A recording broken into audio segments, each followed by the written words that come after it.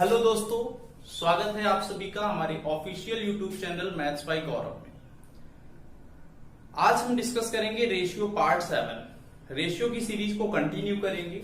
जो लोग वीडियो को पहली बार देख रहे हैं वो चैनल को सब्सक्राइब कर लें, और इस रेशियो के वीडियो को जो लोग पहली बार देख रहे हैं वो रेशियो के पार्ट 1, 2, 3, 4, 5, 6 ये सारे वीडियोस जाकर देख लें, क्योंकि वो बेसिक कंसेप्ट है। चलिए रेशियो में आज डिस्कस करेंगे। पहला क्वेश्चन आपकी स्क्रीन पर ये रहा, और पहला ही सवाल सीजीएल 2016 मेंस का है। धमाकेदार सवाल है, इसको आप एक बार पढ़िए, ट्राई करिए। एक बार मैं पढ़ता हूं इसको। कह रहा है there are 3 bottles of mixture of syrup and water of ratio 2:3, 3:4, 7:5. 10 liter of first and 21 liter of second bottles are taken. How much quantity from third bottle is to be taken so that final mixture from 3 bottle will be ratio 1:1? तो इसके लिए मैं आपको 30 second का time देता हूं। 30 second नहीं, sorry, आप क्या करिए, वीडियो को पॉज करिए और इसको सॉल्व करने की कोशिश करिए। ये क्वेश्चन आया है सीजीएल 2016 मेंस में। ये क्वेश्चन आपको किरण पब्लिकेशन में भी, किसी भी प्रैक्टिस सेट की बुक में, प्रैक्टिस सेट आपके पास अगर है तो वहां पे आप सीजीएल 2016 के क्वेश्चन आप अगर देखेंगे तो वहां पे आपको जरूर मिलेगा। और इसका सॉल्यूशन आप देखिए, काफी भयंकर है। ठीक है, तो इसको आप एक बार ट्राई करिए। कंटिन्यू करते हैं।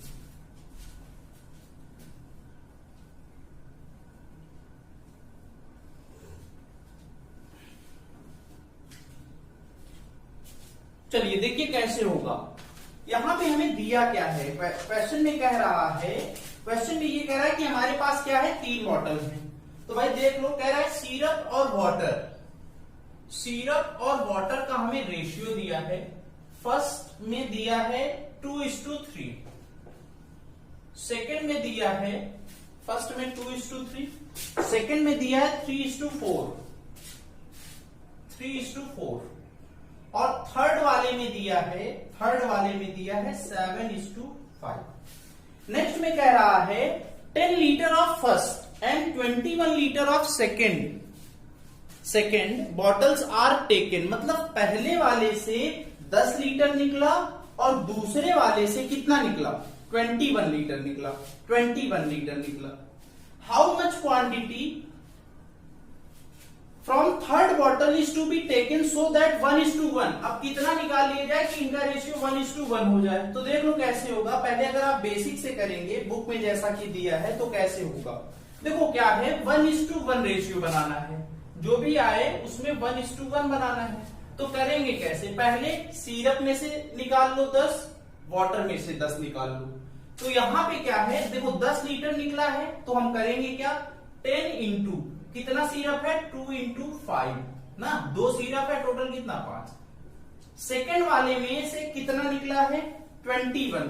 तो ये होगा 21 इंटू, अगर सिरप निकाले तो 3 सिरप है, टोटल कितना है, 4 और 3 7, यहां पे होगा 7। प्लस मान लो कि थर्ड वाले से x लीटर निकला है, तो यहां पे हम लिखेंगे x इंटू कितना है सिरप, 7, टोटल कितना है 12। अपॉन में सेम अब वाटर से करो, 10 इंटू कितना वाटर है, 3, अपॉन में क्या होगा 5, 3 और 2 5, प्लस 21 इंटू कितना वाटर है 4, टोटल कितना है 7। और यहां पे क्या करेंगे, x इंटू वाटर कितना है 5, टोटल कितना है 12। ये इक्वल होगा 1:1, ये इक्वल होगा 1/1 के। क्यों, क्योंकि लास्ट में जो सिरप और वाटर का रेशियो है वो 1:1 का है। ये इक्वल होगा 1:1 के। अब क्या करेंगे, अगर आप इसको सॉल्व करेंगे तो x की वैल्यू आएगी और वही आंसर होगा। ठीक है भाई, वही आंसर होगा। हम ऐसे नहीं करेंगे, बात ध्यान से देखना, हम ऐसे नहीं करेंगे। तब कैसे करेंगे, बात समझना। इसको मैं मिटा दे रहा हूं, ये बेसिक था। हम ऐसे नहीं करेंगे, बहुत ही अच्छा। देखो जब भी कभी ऐसा क्वेश्चन आए तो आप इसी मेथड से करना। टोटल निकालो, टोटल यहां कितना है 5, यहां टोटल कितना है 7, यहां टोटल कितना है 12। अब इनको क्या किया, मिक्स किया 1:1 के रेशियो में, मिक्स किया 1:1 के रेशियो में। अगर हम मिक्स करें तो 2 3 5 7 12, और यहां पे अगर मिक्स करें 7 5 12, मतलब ये कैंसिल हो रहा है और अपने आप रेशियो आ गया 1:1, 1:1। अब देखो क्या है, कह रहा है पहले से 10 लीटर निकाला गया, दूसरे से 21 लीटर, तो इसको 10 बनाने के लिए कितने से गुणा करोगे, 2 से। इसको 21 बनाने के लिए कितने से गुणा करोगे, बोलो कितने से, 3 से। अब यहां पे किससे गुणा करेंगे, जितना निकला होगा उससे ही गुणा करेंगे, सॉरी जितना निकला उसको बनाना। अब देखो गुणा किससे करेंगे समझना, जब भी कभी ऐसा क्वेश्चन आए तो यहां मल्टीप्लाई करेंगे इन दोनों के एवरेज से, इन दोनों के एवरेज का एवरेज निकाल लेंगे। एवरेज कितना होगा, 2.5, तो यहां किससे मल्टीप्लाई करेंगे, 2.5 से। इसका मतलब 12 इंटू 2.5 कितना आएगा, 30 लीटर आपका क्या आया आंसर। जब भी कभी ऐसे क्वेश्चन आए तो आपको इसी टाइप में करना है, आपको इसी टाइप में करना है। तो इसको नोट कर लीजिए, स्क्रीनशॉट लीजिए। फिर हम लोग आते हैं नेक्स्ट। अभी तक हम लोग पढ़ रहे थे रेशियो, अभी तक हमने पढ़ा रेशियो। अब रेशियो का एक अगला पार्ट आता है प्रपोर्शन। प्रपोर्शन का मतलब होता है समानुपात। अब हम देखेंगे समानुपात क्या होता है, क्योंकि उससे भी क्वेश्चन आते हैं, कभी कभी मिक्सअप वाले सवाल आते हैं कि A is directly proportional to the square of B and inversely proportional to the C. तो इस टाइप में भी क्वेश्चन आते हैं। तो इसको पढ़ने से पहले हम पढ़ेंगे समानुपात। तो इसको नोट कर लीजिए, स्क्रीनशॉट लीजिए, फिर आते हैं प्रपोर्शन। इसको मैं मिटा दे रहा हूं।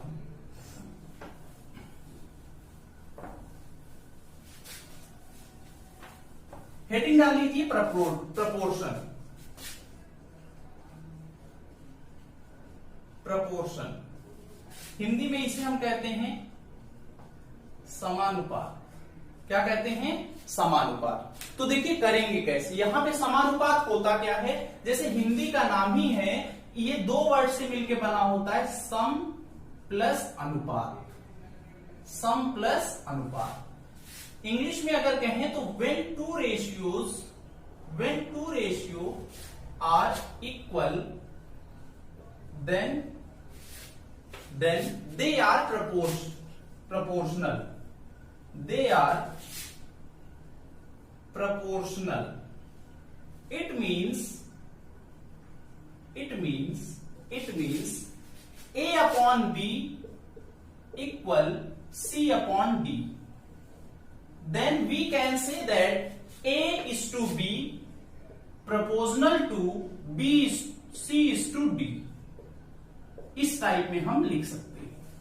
तो ये आपका क्या है, ये आपका प्रोपोर्शनल का सिंबल है, समानुपात का सिंबल है। बात क्लियर हुई। जब भी कभी दो रेशियो एक दूसरे के बराबर होंगे तो हम ये कहेंगे कि वे समानुपात में हैं। समानुपात का मतलब उसी के प्रोपोर्शनल में बढ़ना या उसी के प्रोपोर्शनल में घटना। समानुपात A अपॉन बी इक्वल है C अपॉन डी के, it means A is to be proportional to C is to D। ये प्रोपोर्शनल का सिंबल है।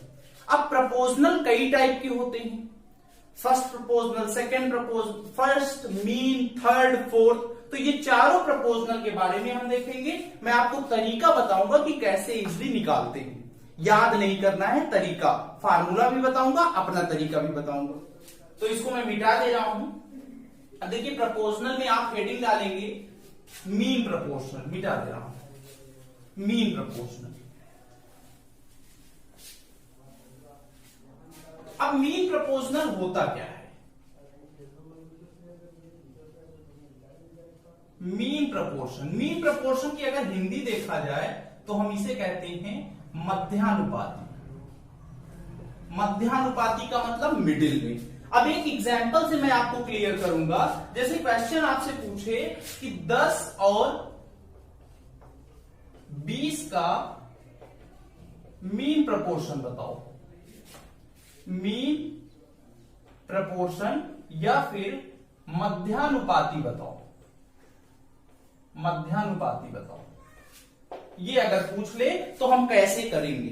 तो देखिए एकदम क्लियर बता रहा हूं, फार्मूला भी बताऊंगा और डायरेक्ट भी बताऊंगा। फार्मूला और बेसिक दोनों। मीन प्रपोर्शन पूछा है तो हमें दो नंबर दिए 10, कोई मीन प्रपोर्शन मतलब बीच में कोई भी वैल्यू मान लो x और यहां मान लो 20, ठीक है। अब इसका मतलब ये है कि 10 का रेशियो x के साथ जो होगा वही x का किसके साथ होगा, 20 का होगा। इट मीन्स प्रपोजनल में है तो 10/x इक्वल होगा x/20। क्रॉस मल्टीप्लाई करोगे तो ये होगा x² इक्वल 200 और x की वैल्यू आएगी 10√2।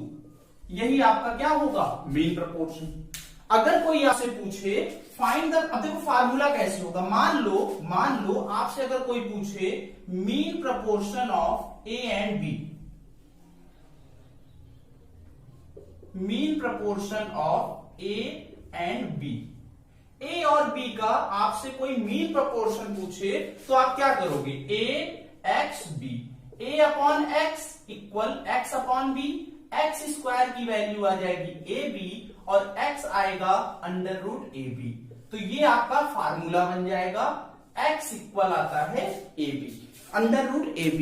तो किन्हीं भी दो नंबर का मीन प्रपोर्शन जो होता है वो उनके प्रोडक्ट के स्क्वायर रूट के बराबर होगा। यहीं से आपका फार्मूला बना है। किसी को डाउट होगा तो वीडियो दोबारा नहीं पूछ सकते, आप वीडियो को रिवाइंड करके फिर से देखिएगा।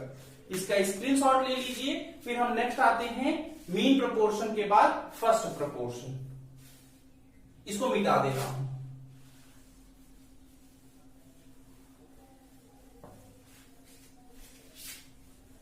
अब देखिए नेक्स्ट आपका आ गया, जैसे मान लीजिए आपसे कोई पूछे फर्स्ट प्रपोर्शन बताओ, फर्स्ट प्रपोर्शन।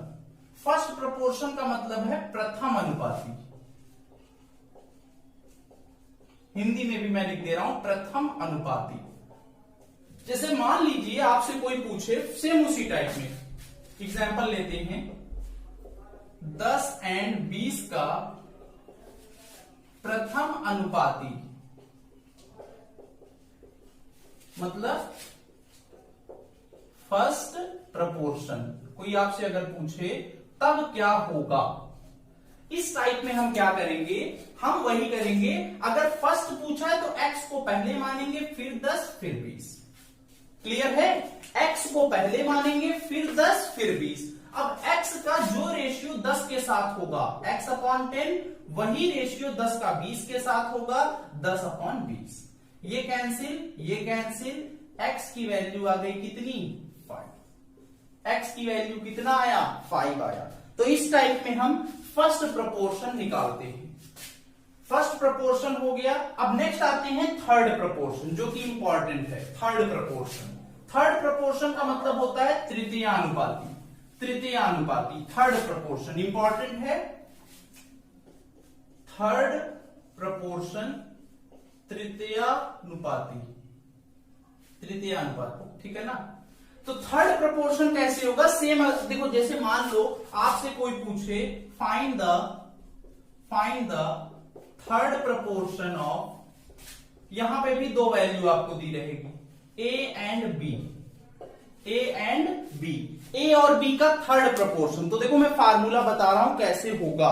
ए और बी का अगर कोई आपसे थर्ड प्रपोर्शन पूछे तो आप कैसे करेंगे, यहां पे आपको लिखना है, थर्ड प्रपोर्शन पूछा तो ए फिर बी फिर आपको x लिखना है, a लिखना है फिर b लिखना है, फिर थर्ड वाले प्लेस पे आपको x लिखना है। अब a का b के साथ जो रेशियो होगा वही b का किसके साथ होगा, x के साथ। तो यहां पे x की वैल्यू आ गई b²/a। तो थर्ड प्रपोर्शन का फार्मूला होता है b²/a। इसका मतलब सेकंड नंबर का स्क्वायर/ फर्स्ट नंबर। ये बेसिक तरीका है। थर्ड प्रपोर्शन के बाद आपसे कभी कभी पूछ सकता है फोर्थ प्रपोर्शन। सीजीएल मेंस में 2018 में ऐसे क्वेश्चन आए हैं। ये ऐसा नहीं आए, लैंग्वेज के फॉर्म में आए हैं। ये आसान है, ये कंसेप्चुअल है। चलिए मिटा दे रहा हूं। अब आते हैं किस पे, फोर्थ प्रपोर्शन पे। तो यहां पे मैंने लिख दिया फोर्थ प्रपोर्शनल, चतुर्थ अनुपाती। चतुर्थ अनुपाती का मतलब यहां पे आपको 3 वैल्यू दी रहेगी, 3 यूनिट आपको गिवन में रहेगा, 3 वैल्यू। तो जैसे find the fourth proportion of फार्मूले के फॉर्म में A, B एंड C। तो देख लो कैसे होगा, A, B, C, फिर आप क्या लिखोगे x। फोर्थ प्रोपोर्शन पूछा है तो x यहां लिखेंगे। इसका मतलब A का B के साथ जो रेशियो होगा वही C का किसके साथ होगा, x के साथ होगा। तो अब क्या करोगे, A अपॉन B इक्वल होगा C अपॉन x। तो x की वैल्यू आएगी BC अपॉन A। इस टाइप में आपको आना चाहिए। ये फार्मूले हैं, आप चाहे फार्मूला याद करके डायरेक्ट आप यूज कर सकते हैं, या फिर आप x इस फॉर्म में x मान के कर सकते हैं, जैसा आपको अच्छा लगे, जैसा आपको सुविधा हो।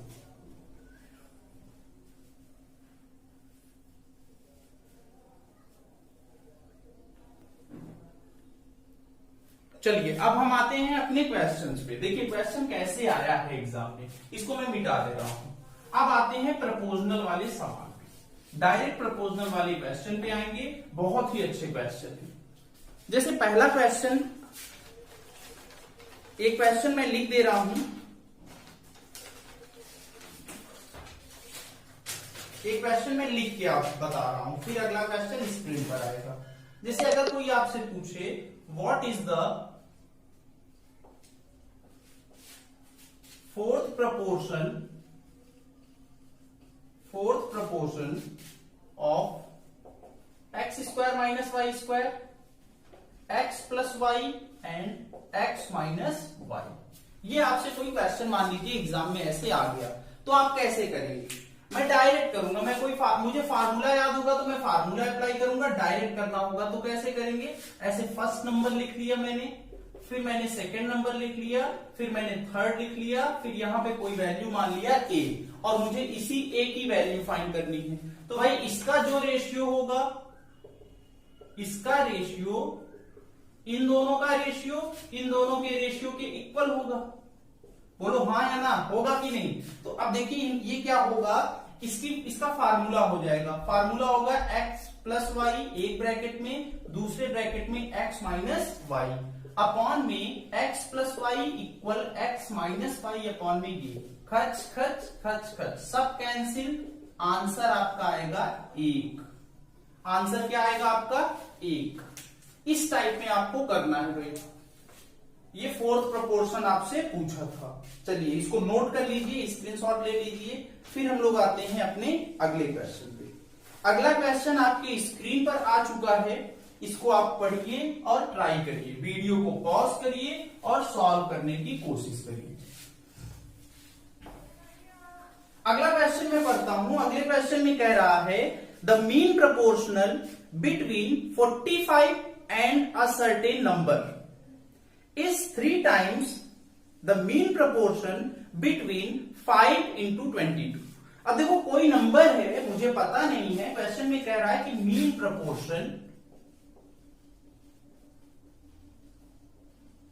प्रपोर्शन किसका 45 एंड कोई नंबर, मैंने नंबर क्या मान लिया, x मान लिया। तो इनका मीन प्रपोर्शन क्या होगा, आप सबको पता है, इनका प्रोडक्ट करा दो और स्क्वायर रूट, अंडर रूट ए भी बताया था। तो इस टाइप में डायरेक्ट ये जो है वो 3 टाइम्स है किसके, मीन प्रपोर्शन ऑफ 5 एंड 22। तो इसका मीन प्रपोर्शन 5 इंटू 22 होगा। अब कह रहा है कि इसका जो मीन प्रपोर्शन है वो 3 टाइम्स है, इसके वो 3 टाइम्स है। तो इसका मतलब अकॉर्डिंग टू क्वेश्चन हम इस टाइप में लिख सकते हैं 3 इंटू 5 इंटू, बोलो हाँ या ना। अब दोनों साइड का हम स्क्वायर कर सकते हैं, दोनों साइड का आप स्क्वायर करोगे तो 45 इंटू एक्स इक्वल 3 का स्क्वायर 9 इंटू 5 इंटू 22, 5 से कट गया ये इस टाइप में। एक्स की वैल्यू आपकी क्या आ गई, 22 is the right answer. 22 is the right answer. इसको नोट करिए, फिर हम लोग आगे बढ़ते हैं नेक्स्ट क्वेश्चन पे।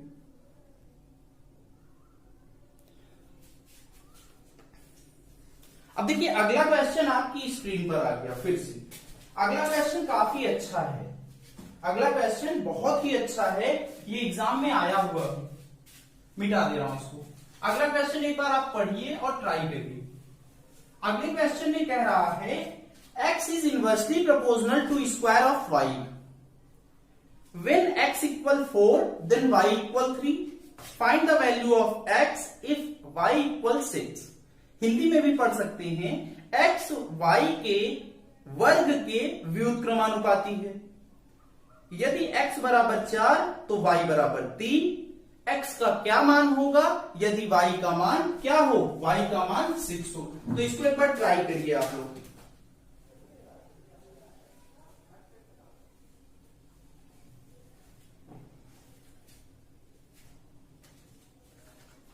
हाँ, देखिए कैसे होगा। क्वेश्चन में कह रहा है कि x जो है वो x is inversely proportional to the y square। इस टाइप में होता है। प्रपोजनल का मतलब आपको पता ही होगा, जैसे क्लास 10th वगैरह में हम लोग पढ़ते थे ना, न्यूटन्स ग्रेविटेशनल फोर्स रूल है। रूल क्या था? रूल न्यूटन ने बताया था, F directly proportional m1 m2, F directly proportional 1/r²। बताया था कि नहीं? तो ये क्या है? यही प्रोपोर्शनल का सिंबल है। तो इस टाइप में इनवर्सली प्रोपोर्शनल का मतलब अपॉन में। अब x inversely proportional to the y square, इसको मैं इस टाइप में लिखूंगा। मैं इसको जैसे साइंस में न्यूमेरिकल सॉल्व करते हैं मैं वैसे सॉल्व करता हूं। x स्क्वायर, इसको इस साइड ले आया, x y स्क्वायर इक्वल हो जाएगा कांस्टेंट। इक्वल आपका होगा कांस्टेंट। तो मैं इसको इस टाइप में लिखूंगा, x1 y1 square equal x2 y2 square, x2 y2 square. और मुझे देखो पहले ही दिया है when x इक्वल 4, तो x1 की वैल्यू आपको दिया है 4। x1 की वैल्यू क्या दिया है? 4। देन y इक्वल 3, y1 की वैल्यू आपको दिया है 3, तो इंटू 3 का स्क्वायर इक्वल। अगली लाइन में find the value of x, मतलब x2 आपसे पूछा है और y2 की वैल्यू दिया है। y2 की वैल्यू कितनी है? 6 स्क्वायर। तो ये हो जाएगा 4 इंटू 9 इक्वल x2 इंटू 36। 4 9 36, तो यहां भी 36 कट गया। x2 की वैल्यू आपकी क्या आई? 1। तो 1 इज द राइट आंसर। इस टाइप में आप क्वेश्चन को सॉल्व करेंगे। क्वेश्चन अगर समझ में आ रहा है तो सेशन को लाइक करिएगा और शेयर करिएगा अपने दोस्तों के साथ इस वीडियो को, ठीक है ना। चलिए बढ़ते हैं आगे। इसी टाइप का एक और क्वेश्चन, थोड़ा सा चेंज कर दिया, बस एग्जाम में आया हुआ है, इसको मैं मिटा दे रहा हूं। अगला क्वेश्चन आपकी स्क्रीन पर आ गया। अगला क्वेश्चन क्या कह रहा है? अगला क्वेश्चन पढ़ते हैं, काफी इंपॉर्टेंट है। A directly proportional to B, A directly proportional to B and inversely proportional to C. A is 12 equal 6, B equal 6 and C equal 2. What is the value of A when A equal 12 and C equal 3? तो देखिए करेंगे कैसे। Question में कह रहा है कि A जो है वो B के डायरेक्टली प्रोपोर्शनल है और A जो है वो C के इनवर्सली प्रोपोर्शनल है।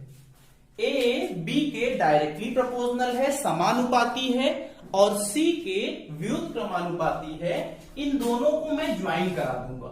अगर मैं इन दोनों को ज्वाइन कराऊंगा तो A is directly proportional to B upon C. ऐसे हम लिख सकते हैं कि नहीं? बोलो हाँ या ना। इसको मैं इस टाइप में लिखूंगा, A C upon B equal constant, AC upon B equal constant. कुछ लोगों को ना समझ में आए तो देखो मैं यहां बता दे रहा हूं, इसको मैं ऐसे लिखूंगा, AC proportional to B, B इस साइड आएगा, AC upon B equal constant. Constant वही जैसे साइंस में न्यूमेरिकल मैं सॉल्व करता हूं उसी टाइप में करूंगा। अब देखो इस यहां से एक फार्मूला मैं बना लूंगा। फार्मूला अगर बनाएंगे तो ये आएगा A1 C1 अपॉन B1 बराबर A2 C2 अपॉन B2।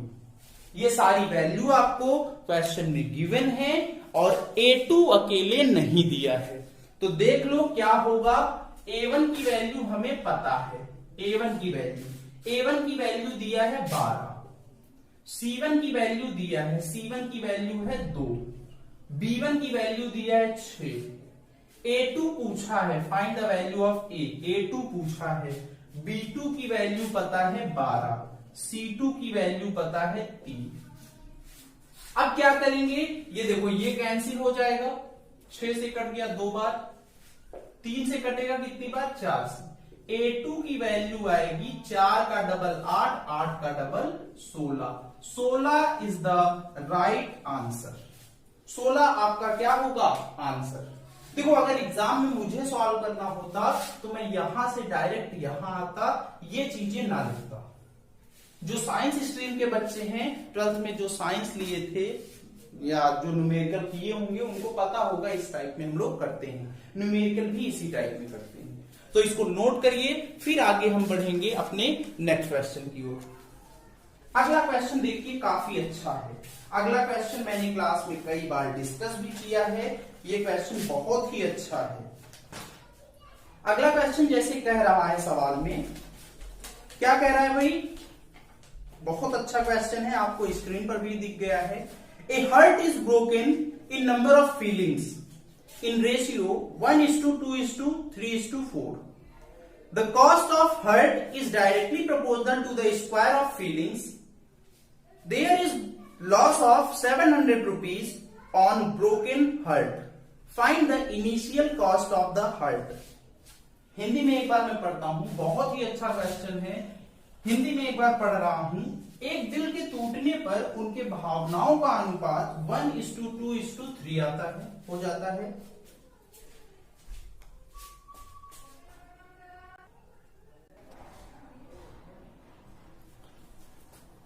चलिए देखिए क्या है, एक बार हिंदी में पढ़ता हूं फिर से एक बार, लाइट चली गई थी।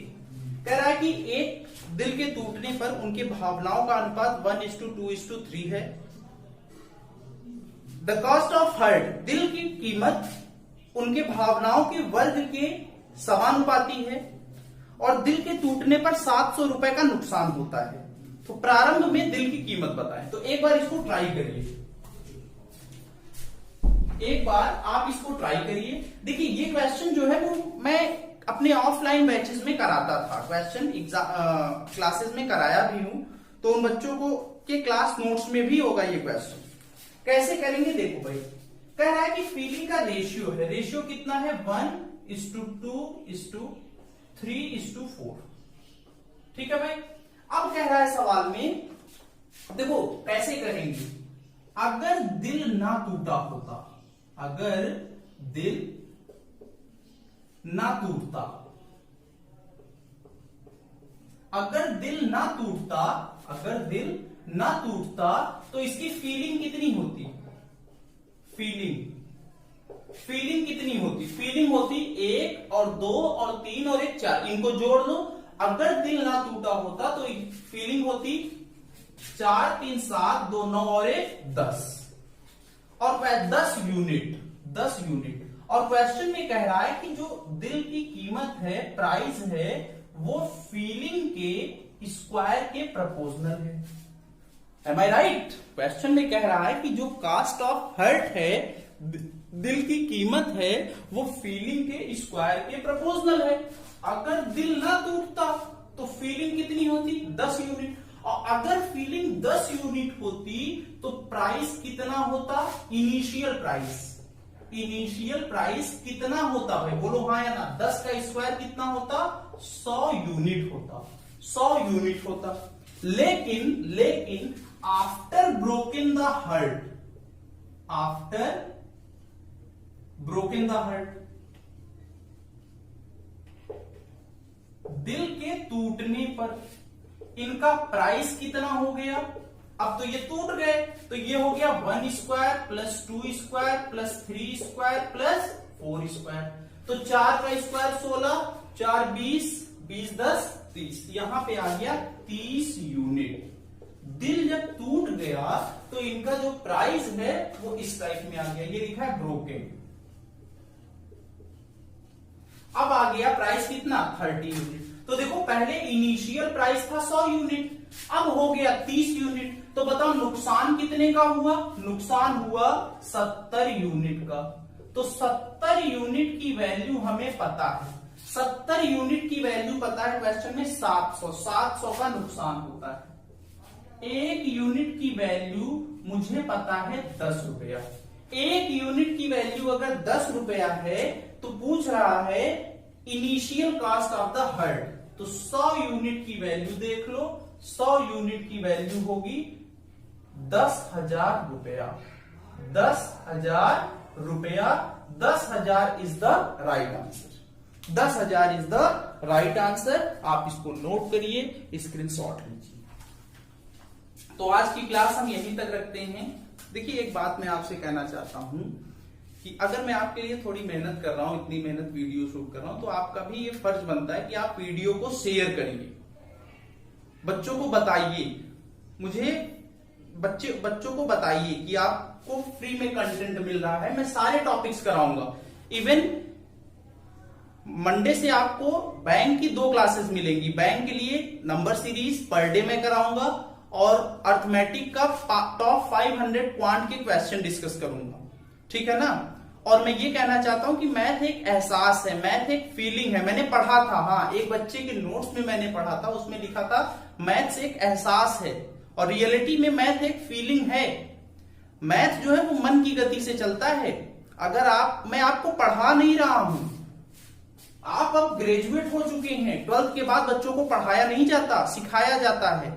मैं आपको कंसेप्ट बता रहा हूं, आपको अपने से प्रैक्टिस करनी है। जब तक आप अपने से प्रैक्टिस नहीं करेंगे, क्वेश्चन सॉल्व नहीं होगा, ठीक है ना। तो आज की क्लास यहीं तक रखते हैं। चैनल को सब्सक्राइब करिएगा और ये वीडियो शेयर करिएगा। अगर अच्छी लगे तो लाइक और कमेंट करिएगा। Thank you class.